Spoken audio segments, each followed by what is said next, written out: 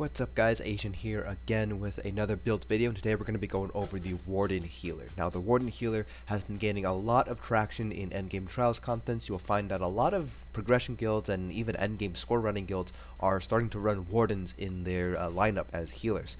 So the Wardens do provide some utility that the Templars cannot. They do lose a couple of utility points compared to the Templar, but overall the Warden makes a pretty strong healer, and they provide some pretty good group utility that two Templars could not potentially even begin to start to offer for that Trials content. Now, just like our other build videos, we'll be going over our gear, our skills, our attributes, we'll talk about our race, food, things like that, basically everything that makes up the build. And like our other support role videos, because healers and tanks don't really have a full rotation, instead we'll be talking about these particular skills that you're going to be able to use, when you should use them, what you should prioritize, things like that, while you're in a fight, just because it's difficult to kind of demonstrate how you should heal without actually being in a trial, and each trial has different fight mechanics, so your style of healing might change from fight to fight, from trial to trial. So instead we'll just be covering kind of what's the most important skills to kind of maintain while you are healing. So without further ado, let's go ahead and get started. First of all, apologies. It is allergy season here, and so my allergies starting to act up, so that's why my voice is a little bit different today. So, first thing that I kind of want to talk about is your monster helm. So, because staves now count as 2 pieces when it comes to set bonuses, that opens up the possibility of wearing monster helms on your support on a healer. So, the monster helm that we're going to be going with is going to be Bogdan Nightflame. This comes from Elden Hollow 2. This is probably going to be one of the better monster helms that you're going to be able to wear. There aren't that many good monster helms for healers, and Bogdan is so far probably going to be the strongest one that you're going to be able to use. There are other monster helms that you can use though. So let's go over to our monster helm sets. So a couple of monster helms that you could consider using, starting off first with Earthgore. Earthgore comes from Bloodroot Forge, so you will need to have the Horns of the Reach DLC in order to get Earthgore. Let's pull it out real quick so you guys can see the full bonuses. So Earthgore, it adds 2% healing done compared to Nightflame's max Magicka. Then a 2-piece, when you heal a friendly target that is under 50% health, you conjure a pool of quenching blood underneath them, which soaks up one enemy placed effect instantly and heals all friendly targets in the area for 35,700 health over 6 seconds. This effect can occur once every 35 seconds. So this is really good for a burst heal. Compare that to Bogdan, whenever you heal a friendly target. You have a 5% chance to summon a totem for 6 seconds that heals you and your allies within 5 meters for 4144 health every 1 second. This effect can occur once every 6 seconds. So basically, if you're going to be using Earthgore, you're basically going to have a very powerful burst heal every 35 seconds, versus Bogdan, where you have a smaller heal over time every 6 seconds. One thing to consider when you're trying to pick which one you want to use is that Bogdan has a chance to proc on every single heal that you do. So if you have, for example, you use healing springs and you're healing the 6 people, the cap for healing springs, then each of those heals has a chance to proc Bogdan, and it can theoretically proc on cooldown. It's a 6-second duration with a 6-second cooldown, so you can proc it pretty much on cooldown if you are lucky with the proc chance. It is a 5% chance, so it is pretty small, but like I said, because you're able to heal lots of people with your AoE heals, it's actually a much larger than a 5% chance, and so it's actually much more common to see Bogdan proc than you would expect. And then Earthgore, like I said, the major downside is it's a proc that occurs every 35 seconds, so it's a very nice burst heal. However, it is very there's a lot of downtime between procs, so that's kind of the weakness of Earthgore. Plus, you have to heal somebody that is under 50% health as well. That's not that big of a deal in a lot of trials. There's typically enough damage coming in from trials that there's at least one DPS that is under 50% health. Another monster helm that you might also consider wearing, and this is also going to be dependent on the specific trial you're going to be running, and it's going to be Lord Warden. So let's go ahead and pull out Lord Warden. So Lord Warden pretty much adds spell resistance, physical resistance to you and your allies. The 1-piece adds spell and physical resistance, and the 2-piece, when you take damage, you have 50% chance to summon a Shadow Orb for 10 seconds. That increases the physical and spell resistance of you and your allies within 8 meters by 3870. This effect can occur once every 10 seconds. So you will have to take damage in order to proc Lord Warden. So this is really going to be dependent on the specific trial that you're running. Not all trials have the same sort of damage incoming, outgoing, basically affecting the DPS and healers. So you're going to have to be mindful of when you want to use Lord Wardens. But Lord Wardens does give you more survivability. It gives survivability to the group because you're able to give them an additional about 6% mitigation. So it's a pretty strong set to use. It also opens up the possibility of the tank to wear a different monster helm set like Thorvikund or something. So that's another advantage of using Lord Wardens here. The downside is it doesn't provide any sort of additional healing. However, your job as a healer isn't necessarily to heal all the time, it's also to provide buffs, and Lord Wardens does provide one of the strongest mitigation buffs in the game to multiple people right now. Lord Wardens come from Imperial City Prison, so you will need to have the Imperial City DLC in order to run the dungeon. And then one final monster helm that you might consider running, but to me is not really worth running all too much, is going to be Bloodspawn. So Bloodspawn is very similar to Lord Wardens in that you need to take damage in order to proc it. So when you take damage, you have a 6% chance to generate 14 ultimate and increase your physical and spell resistance by 6450 for 6 seconds. This effect can occur once every 6 seconds. So again, it's relying on you taking damage in order to get the proc off. Unlike tanks that can make pretty good use of Bloodspawn because they're taking a lot of damage all the time, you won't necessarily be taking consistent damage all the time, so your proc chance, the uptime on Bloodspawn is going to be lower for you compared to a tank that's wearing Bloodspawn. However, when it does proc, it does really help out your ultimate generation, and Wardens do have a pretty cheap ultimate heal in Secluded Grove, so that is kind of useful, but overall Lord Warden is going to be more useful just because it provides mitigation to the group. Bloodspawn, while it is important to get high Warhorn uptime, you kind of have to balance that out with how much utility is your monster helm set actually providing over the course of the entire fight. So Bogdan and Earthgore, they provide some additional healing over the duration of the fight. Lord Wardens provides extra mitigation.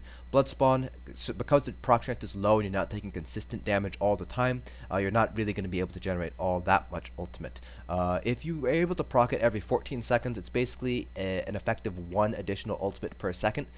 So that's kind of the cutoff that I like to use. If you're able to proc it every 14 seconds, so basically you have 50% uptime on Bloodspawn or so, then it might be worth running Bloodspawn. But otherwise, the proc chance is usually going to end up being too low to really justify giving up the utility of Bogdan or Lord Wardens.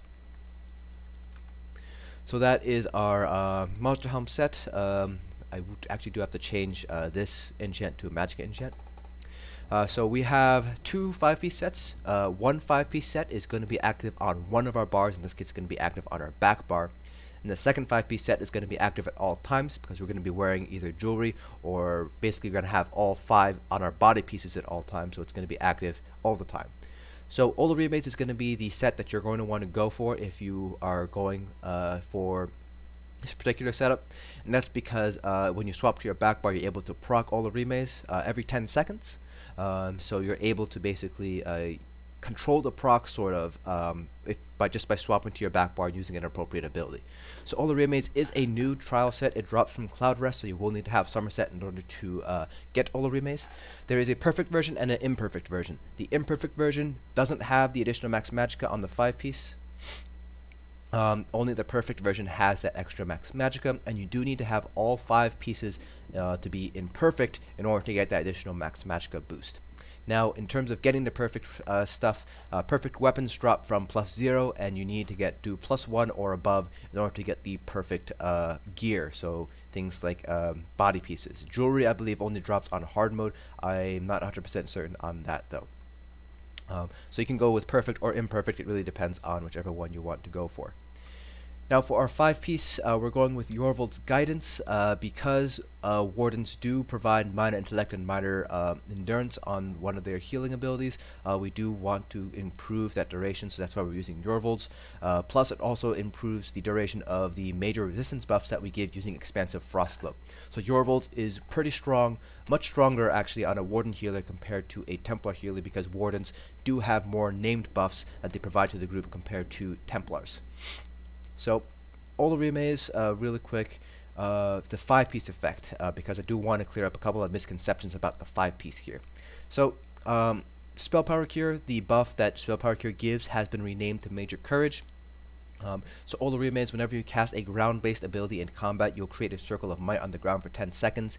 When you or your allies stand in this circle, you gain Major Courage for, the default is 30 seconds, with Jorvuld it's boosted to 42 seconds.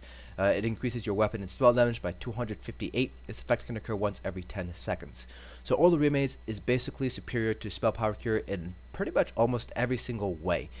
So the proc itself can hit 12 people because all you have to do is stand in the circle instead of having to heal somebody.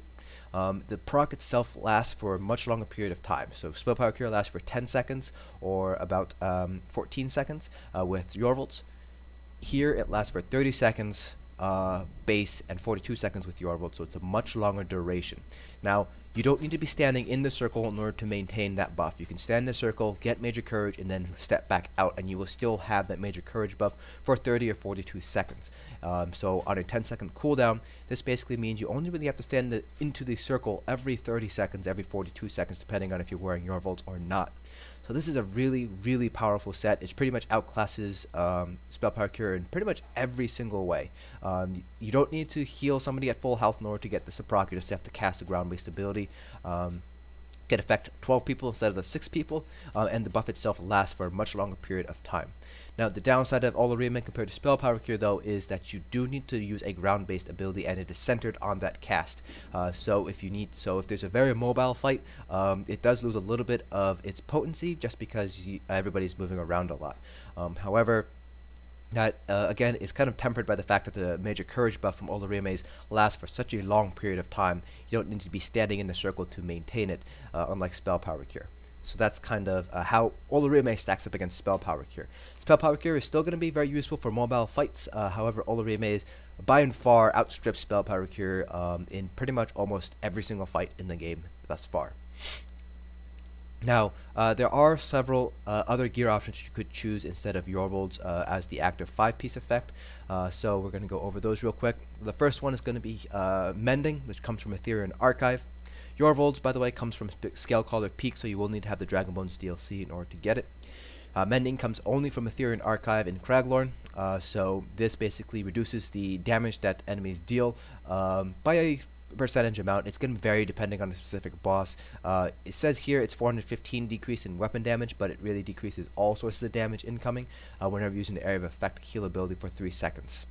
You do need to be within melee range, so it's within 10 meters in order for Mending to work, but it is very powerful. Any sort of damage mitigation is really, really strong, especially when it can stack with other sources of mitigation as well. Another set that you want to consider using is going to be Infallible Aether. This can be the 5-piece on your back bar, or it can be the 5-piece that's active at all times. So Infallible Aether basically is here for the 5-piece effect. So enemies you damage with fully charged heavy attacks are afflicted with minor vulnerability for 10 seconds, increasing their damage taken by 8%. So this basically helps boost your overall group DPS. And even though the wording says fully charged heavy attack, it doesn't actually have to be fully charged. As long as you start a heavy attack, you will afflict minor vulnerability on whatever target that you happen to be heavy attacking at that time. And again, this can be used on either the constant 5-piece or the 5-piece that's active on your back bar only.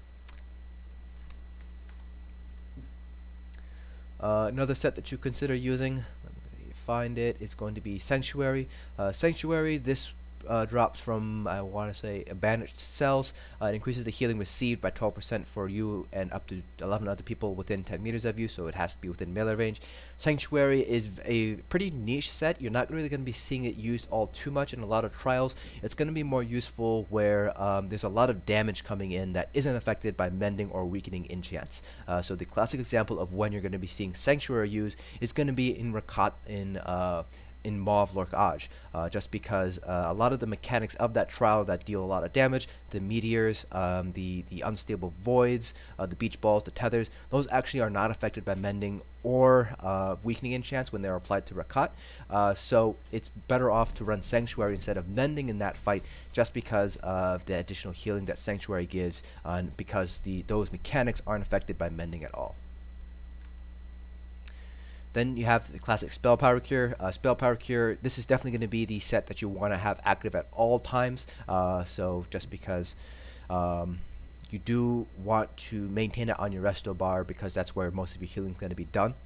Again, Olorime pretty much outstrips Spell Power Cure in pretty much every single manner. Spell Power Cure is still going to be useful for certain fights, particularly the much more mobile fights. So you still want to have a set of Spell Power Cure just in case. And the final set that you consider wearing is going to be Worm Coat. This drops from Vaults of Madness. It reduces the cost of Magicka by 4%, Magicka abilities by 4% for you and up to 11 other group members within 28 meters of you. So this really helps with your Magicka sustain. Now there is another set that you could also consider wearing, but it's not really going to be very useful for you on a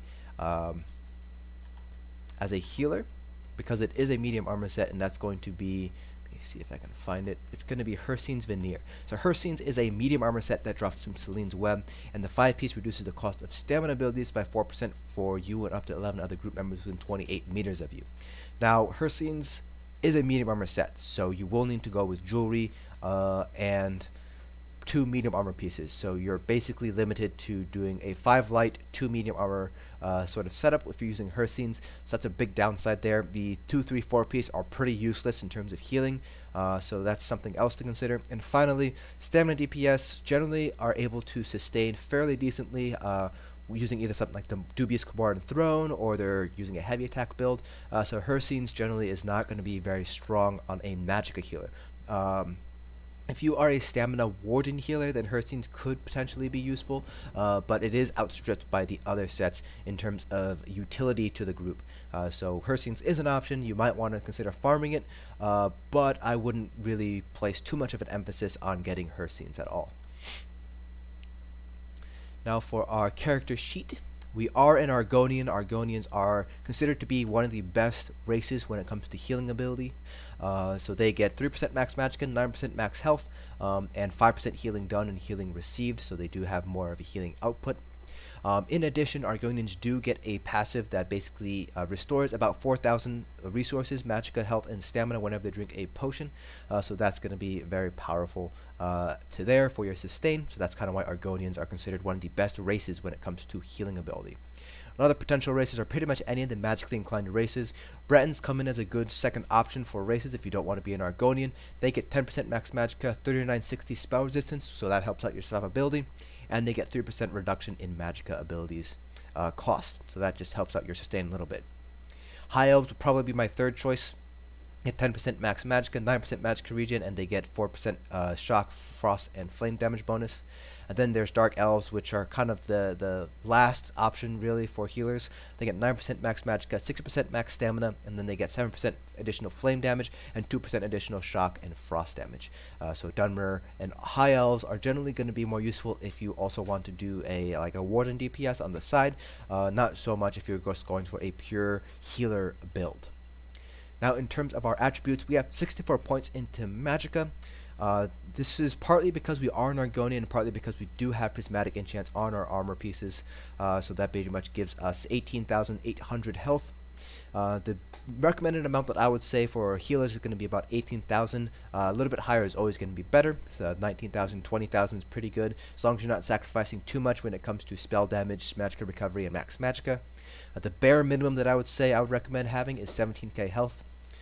Because we are an Argonian, we do have 9% additional max health, so you might need to shift a couple of points out of Magicka into health if you are not an Argonian, so that's something to keep in mind there if you do want to hit that 18k, 19k health threshold.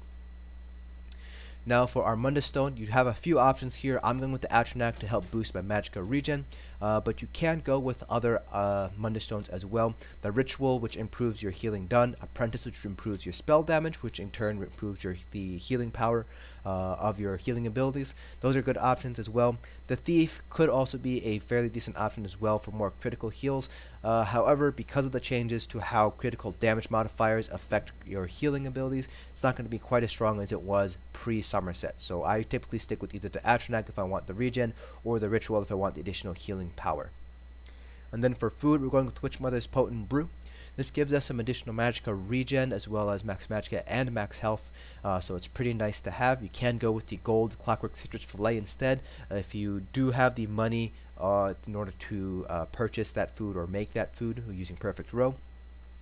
Again, Witch Mother's is really only viable because we have the infused prismatic enchants on our armor pieces, as well as because we're on Argonian, so we do get the additional max health. If you don't have infused prismatic enchants, then it's going to be a little bit harder to justify using witch mothers, because you will have lower max health. So that's something to take into consideration. If you don't want to use witch mothers though, then you can go with something like Orzgar's Red Frothgar is typically the other choice that healers use. That gives you 5,000 max health as well as 450-ish Magicka regen base. So that really helps you out. It does mean you have lower max Magicka, however, so that's something to take into consideration if you are going to be going with Frothgar instead of Witch Mothers.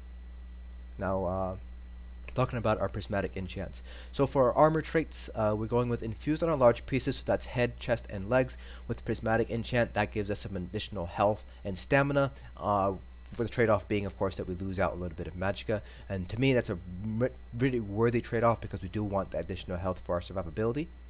Then we have divines on our small pieces, and we have max Magicka enchant on all of our small pieces here. Now for our jewelry enchants, all 3 jewelry are going to be infused, and then for our enchants themselves, I have a reduced Magicka cost that just helps out our sustain, and then I have 2 spell damage glyphs in order to improve our healing ability.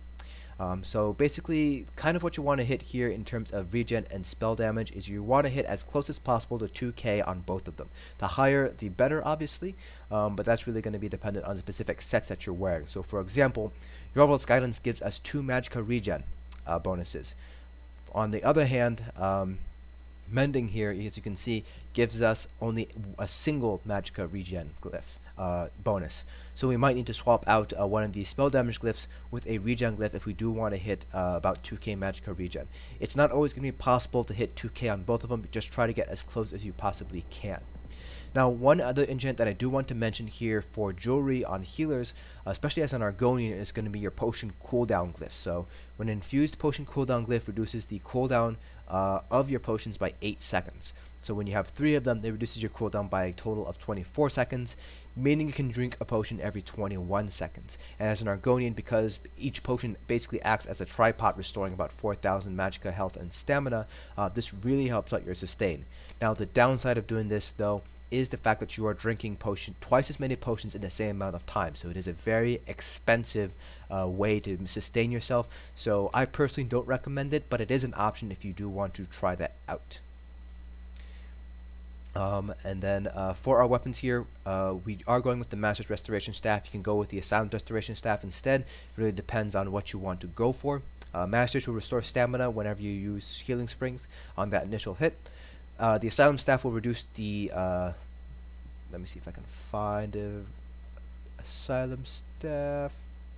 The Asylum Staff will basically decrease the cost of your healing abilities by 30% after you use Combat Prayer. So it's really going to be dependent on whether you want the additional stamina regen for your stamina DPS and tanks, or if you want to get that better sustain by using Combat Prayer and be able to pump out more orbs instead.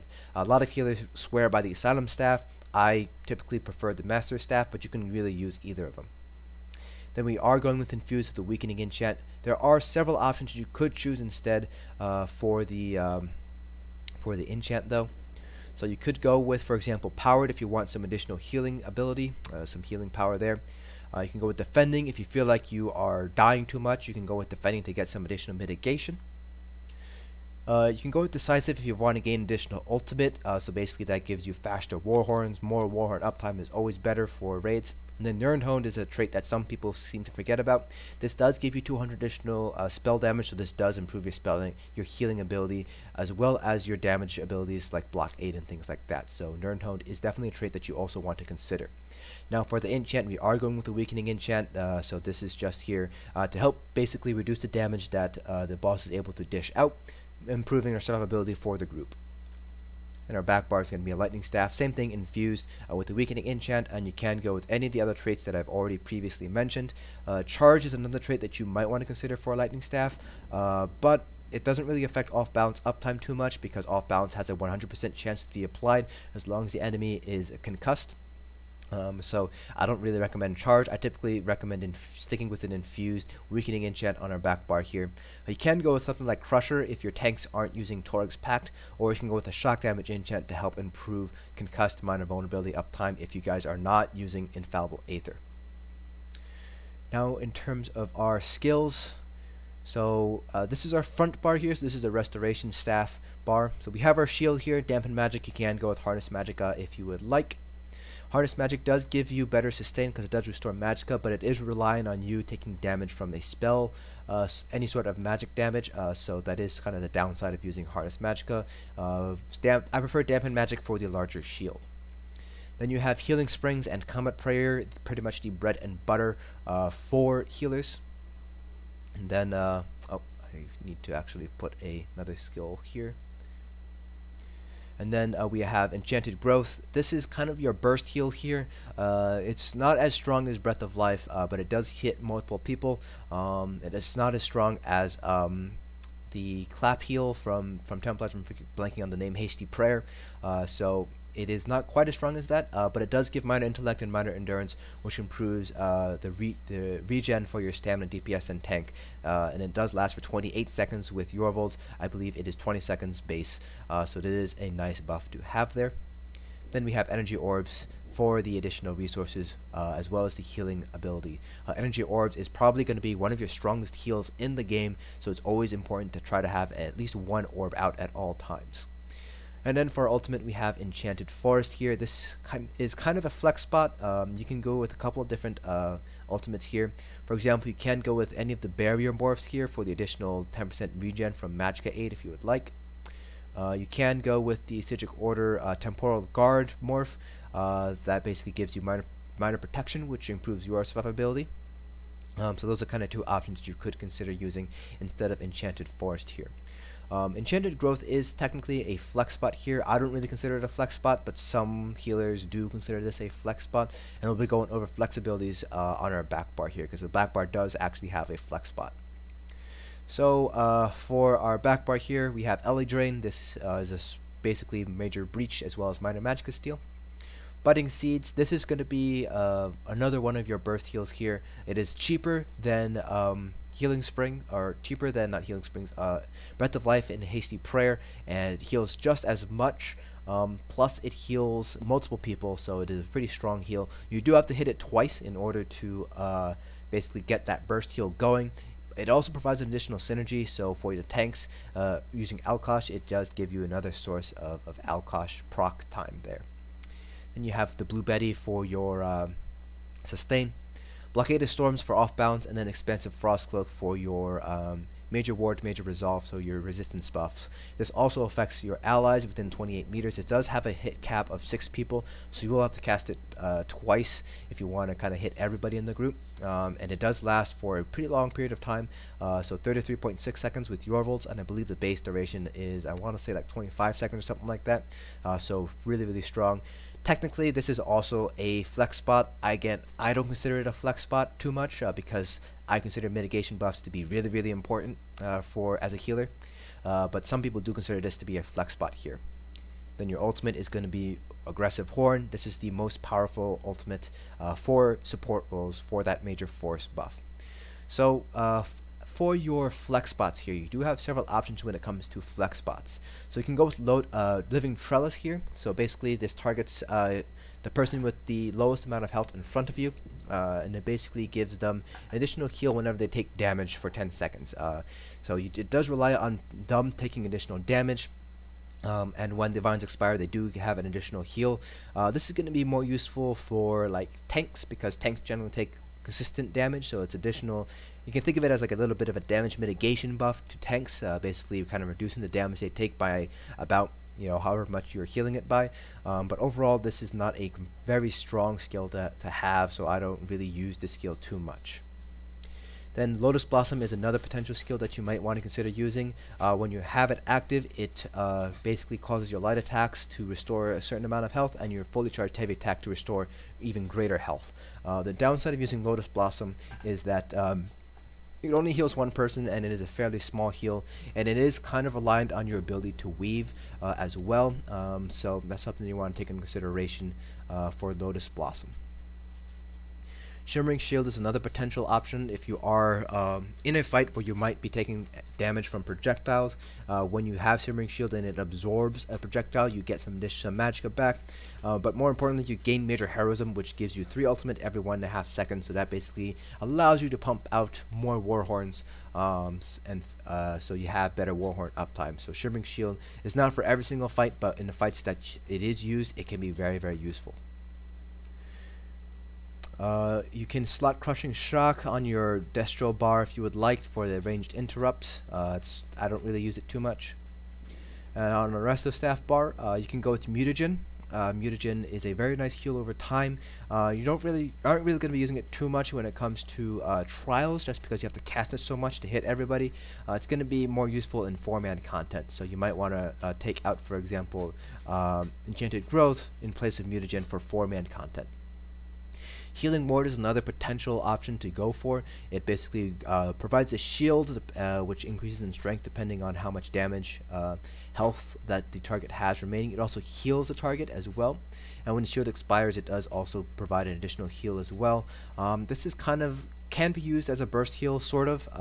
It's not going to be quite as strong as, for example, Budding Seeds, but this is a nice ability to have. It can come in clutch in certain scenarios, but it's not very used all too often in vet trial scenarios. And then one thing I do want to also bring your eyes to is going to be Siphon Spirit. So this is another way of applying minor Magicka steal. It also applies minor life steal, but it does have cast time associated with it, so that's something that you do want to keep in mind. You won't be able to block or do anything for that cast time. In some fights, you might be asked to slot Ring of Preservation or Turn Undead for some minor protection. That's not really going to be used all too much. This is going to be used for stack and burn fights, and typically your tanks are going to be using it because they typically have more stamina than you do in order to use this ability here. And then Sanguine Altar, this is for the minor lifesteal application as well as an additional synergy for additional heal. You could go with Overflowing Altar if you would like. There is a cast time associated with it, and it should only be used by one healer or one support role. So if you already have the other healer or an off tank running this, then you don't have to run it at all. And then 2 other skills here. Purge, in fights where you do have to purge things off the group. So for example, the first fight in Hall of Fabrication. Then Stalwart Guard, this really isn't going to be used too much in Summerset because now Stamina DPS have Rearming Trap, Magicka DPS have Accelerate from the Sigil Order line for minor force, but you might be asked to use Stalwart Guard and to provide minor force for your DPS or to mitigate the damage that your tanks might be taking or something like that. It's not going to really be used too much. The major disadvantage of running Guard is that you do need to have a double bar in order to maintain it on both bars. Did I talk about... No, I did not talk about Northern Storm. So Northern Storm is one ultimate that you might also be asked to use. It's in place of Enchanted Forest. So this basically is going to be used for the major protection buff. So it basically gives you and anybody within your storm major protection. And this will stack with Nova from Templars, because that applies to Major Maim.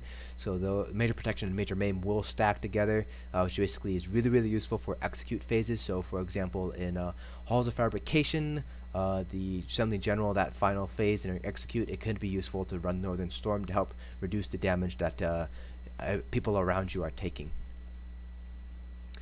Alright, now let's talk about our champion points.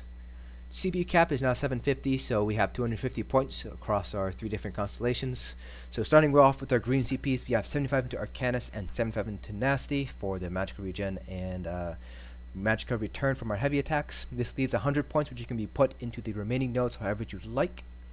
So I have 40 into Shadow Ward, 31 into Tumbling, and 29 into Warlord, but again, you can kind of split those however you'd like, depending on the passives you want, and depending on the specific trial that you are running. Now for our blue CPs, this is a basically a setup that I have that's centered around just a healing sort of a build. If you do run this character, for example, as a DPS or as a tank, then you might need to swap off these CPs here and there. But for healers, you want 75 into Blessed, 81 into Elfborn. This just helps out your healing, the amount of healing that you do. 56 into Elemental Defender, 7 into Spell Erosion, and 31 into Master at Arms. The remaining points really can be placed wherever you'd like. It doesn't really matter where you really put them. I just have LE Expert, Spell Erosion, and Master at Arms. You can put them, for example, maybe into like Thaumaturge, or you can put them into Staff Expert. It's kind of up to you how you want to do that. Now for red CPs, those of you guys who have stuck around with me and kind of followed my build videos know I take a one-size-fits-most approach with these builds, but depending on the specific trial that you are running, you might need to shift some points around in order to better optimize and the mitigation that you are going to get from the damage that you might see in that trial that you're running for that night. So for the balanced approach, you take 66 into Ironclad, 56 into Thick Skin, and 64 into Hardy and Elemental Defender. Now, I do also want to mention Quick Recovery and Bastion here. If you put 11 points into either of them, you will get the Field Position passives that reduces the damage you take while resurrecting another player by 15%. Generally speaking, as a healer, you will not really be resurrecting somebody. That's going to be a DPS job or an off-tank job if they don't have anything to tank at the moment. So I personally don't recommend picking up the Field Position passive, but you can pick it up if you desire. A lot of CP distributions do have 11 points in the Quick Recovery, that just because it improves the amount of healing that you do to yourself. Alright, so that's it for pretty much all the build information. So now let's go ahead and talk about how you want to play as a healer. So the most important thing of healers is not just to heal your allies, but also to provide buffs to your allies as well. So for this reason, I've mentioned this earlier when we were talking about our skills, but you always want to maintain at least one orb on the field at all time, not only for the heal, but for that synergy that returns resources. So you always want to have at least one orb out on the field at all times. The other skill that you want to make sure to maintain is going to be Combat Prayer. So Combat Prayer gives Minor Berserk, which improves damage done by 8%, so it's a very powerful buff for your DPS, so you always want to try to make sure you have Combat Prayer up. That Minor Berserk is going to be very, very powerful, so make sure to have that up. Enchanted Growth does give you Minor Intellect and Minor Endurance, which improves the regen. It does last for 20 seconds, however, so you don't need to use this every 5 or 10 seconds or something like that. You can safely use this every 20 seconds instead of just using it as a burst heal. It is a burst heal, so you can use it more than once, and it does have a conal shape. So if you take a look at that conal spread, that's kind of what it looks like. So if you for example, if we take this dummy as one of our allies, if I'm over here, I'm not necessarily going to be able to hit the ally, so you have to make sure to position yourself so that they're within that conal AoE. Now for your back bar, definitely want to keep up Blue Betty for the additional Magicka region that you're getting. Then you definitely want to try to maintain a Blockade in order to make sure off-bounce uptime is up at all times. If you're using expensive Frost Cloak, make sure to re-up that whenever it's about to fall off, because you do want that additional damage mitigation. It's very important to have. Now for Olorimes, you have two skills on your back bar that can proc Olorime. So the first is going to be Blockade, and that will basically be placed right in front of you. So if you're in a stack and burn fight, then you can use Blockade to proc Olorimes. But if you're not running a stack and burn fight, if you're kind of doing something like Zazhasha, where you're kind of spread out, then in that case, your method of proccing Olorime is going to be Budding Seeds. So basically, it's just going to land wherever you happen to place it. You can see there, it's basically centered on the cast of Budding Seeds. So if I were to cast it over there, you'll see that that's where the circle ends up. So basically, you just want to cast this in the middle of the group. Your DPS will have to move into that circle to gain the Major Courage buff, and then they can step out of it and go back into their positions. As you can see here, I still have the Major Courage buff, as you can see on the right-hand side of the screen. Even though I'm no longer in the circle, there is actually no Olorime proc up, but I still have that Major Courage buff. So that's kind of the strength of Olorime, is the fact that you're able to maintain it even after you step out of that circle there. So pretty much that's kind of the priority that I kind of go for. So the first priority is always going to be Blue Betty to have that resource sustain. I then always want to have a healing orb out for your resources, then Combat Prayer for Minor Berserk, and then from there expensive Frost Cloak for that damage mitigation, and then from there just go for your healing however you need to heal. And then obviously you want to hit Warhorn. As long as there's no major force already up, then you can use Warhorn. So for example, if somebody just blew their Warhorn, wait 10 seconds or 13 seconds, depending if they're using Jorvuld, and then blow your horn, so that way you're not kind of wasting any sort of major force uptime there. So that's it for this video. If you have any comments or questions about this build, feel free to leave them down in the comment section below. Hope you guys found this video informative, and I will see you guys in the next dungeon.